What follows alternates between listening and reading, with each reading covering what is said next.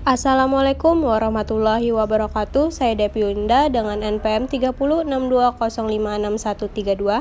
Video saya buat untuk memenuhi tugas mata kuliah Pendidikan Agama untuk SD yang diampu oleh Ibu Saadah Erliani MPDI. Di video kali ini saya akan membahas mengenai bersih dan sehat. Nah, adakah yang tahu apa arti bersih dan sehat? Jadi, bersih artinya bebas dari kotoran, suci artinya bebas dari najis. Najis adalah yang menjadikan terhalangnya seseorang untuk beribadah kepada Allah, seperti terkena jilatan anjing, darah, kotoran atau tinja, dan air seni atau urin.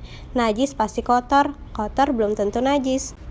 Misalnya, terkena tanah, tinta, cat, dan ludah. Bersih atau suci dibagi menjadi dua, yaitu bersih dari hadas dan bersih dari najis. Sekarang kita akan membahas mengenai hadas. Nah, apakah ada yang tahu arti dari hadas?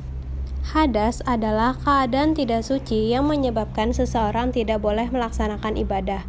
Hadas merupakan sesuatu yang tidak berwujud. Hadas tidak berupa benda yang menempel pada tubuh, pakaian, atau tempat kita, tetapi keadaan diri kita. Hadas terbagi menjadi dua macam, yaitu hadas kecil dan hadas besar. Pertama, hadas kecil adalah keadaan yang mewajibkan seseorang berwudu.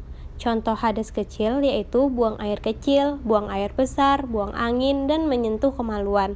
Hadas kecil dapat disucikan dengan berwudu. Yang kedua, ada hadas besar. Adalah keadaan yang mewajibkan seseorang mandi wajib. Contohnya hadas besar yaitu haid dan nifas. Cara menyucikan hadas besar dengan mandi wajib. Dalam kondisi tertentu, hadas dapat disucikan dengan tayamum.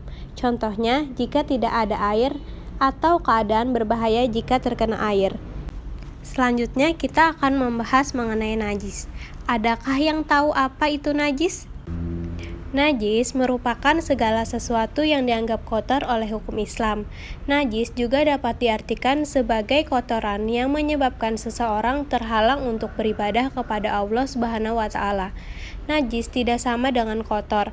Benda yang najis pasti kotor. Sebaliknya, benda yang kotor belum tentu najis.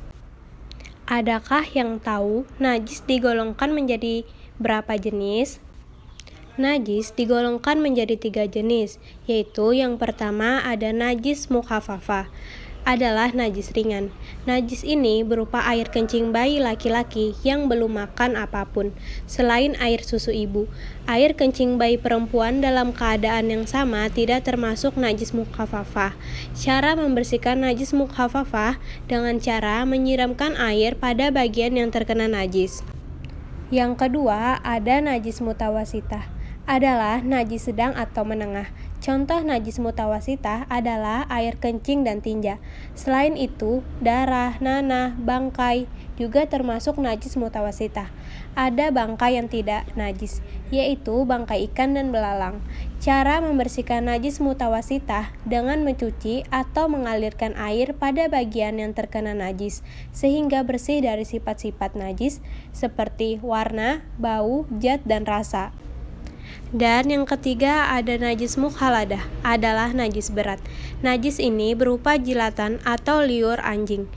Benda yang terkena jilatan anjing harus dibersihkan. Babi juga termasuk najis mukhaladah. Cara membersihkan najis mukhaladah adalah membasuh atau mencuci dengan air sebanyak 7 kali dan salah satunya dicampur tanah yang suci. Pada saat membersihkan najis, kamu menggunakan air mutlak. Contoh air mutlak adalah air sumur dan air hujan. Ketika membersihkan najis, kamu mengguyurkan air di badan yang terkena najis. Jadi, jika membersihkan najis bukan benda bernajis yang dicelupkan ke dalam air. Sekian penjelasan dari saya. Semoga ilmu yang saya berikan dapat bermanfaat. Saya ucapkan terima kasih. Wassalamualaikum warahmatullahi wabarakatuh.